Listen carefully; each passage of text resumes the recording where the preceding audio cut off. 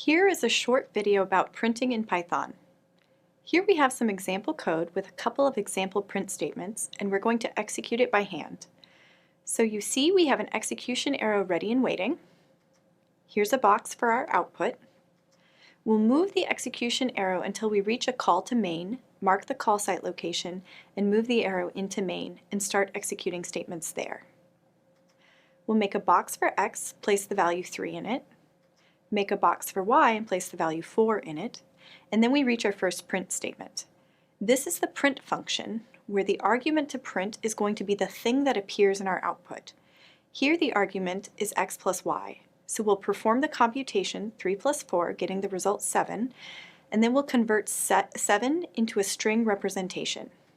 And that's what we're going to write to our output.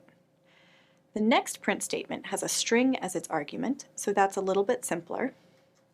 We'll just write that string to our output. Next is a print statement where we have a string concatenation as its argument. The left-hand side x is a string.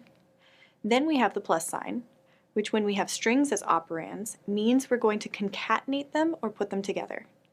And on the right-hand side, we're converting x into a string. So we're taking that number 3 and converting it to its textual representation. And then we'll put those two things together and write them to our output. Now we're done executing statements in main, and we're finished with our program. Another thing that's useful to know for printing in Python are format strings. Here we have an example.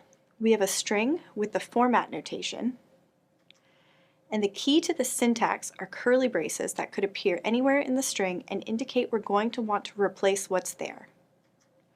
And then the format part, which tells us what we're going to want to replace those curly braces with. We'll talk more about methods and dot notation in later videos. For now, it's enough to know that this is something we're going to do to the string. Here is an example. We have our execution arrow in front of name, a box for our output, and a stack frame. We'll create a variable name, putting the string Genevieve in its box, and then we come to a print statement that has a format string inside of it. So you see the string my name is with curly braces, indicating we're going to replace those curly braces with the argument name, which has value Genevieve. Next, we have a slightly more complicated print statement. You see in the first curly braces, we have the index 0, meaning we're going to use the 0th or first argument to format to replace it. So we're replacing these curly braces with the string representation of 2. But then we have a colon and a format specifier 2d, meaning we're going to allow 2 spaces and format the 2 as a decimal integer. In the next curly braces, we have a 2, meaning we want the 0, 1, 2, or third argument to format Vesta. And then curly braces with a 1, meaning we want the 0, 1, or second argument Bacchus. Note that there are 2 spaces between the have and the 2 because we had 1 space that was part of the string, and then the format specifier saying that we wanted the 2 to take up 2 spaces.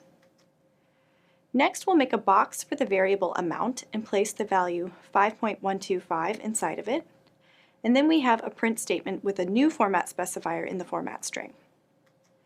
You see the curly braces, and after the colon we have the format specifier .2f, meaning we're going to want to print 2 characters after the decimal point. And the f meaning we're going to want to print it in floating point notation. So I have $5.12 in my pocket.